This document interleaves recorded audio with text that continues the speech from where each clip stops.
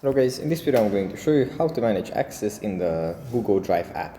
But before that, don't forget to subscribe and leave a comment down below, because at 10,000 subscribers I'm going to show you my whole YouTube revenue statistics and growth strategy. So without further ado, let's just jump right into it. First we have to open up Google Drive. And here it opens up in the suggested menu. From here we just have to select the document that we want to manage access to. Tap on the three dots next to its name. And then tap on Manage Access. Here we have General Access.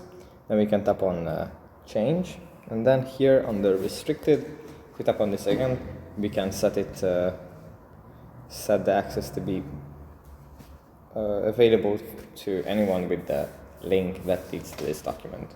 So if we share the link, anyone who can open the link will have access to the document. So yeah, that's pretty much it for this video. Hope it was helpful for you guys, and I'll see you in the next one. Bye.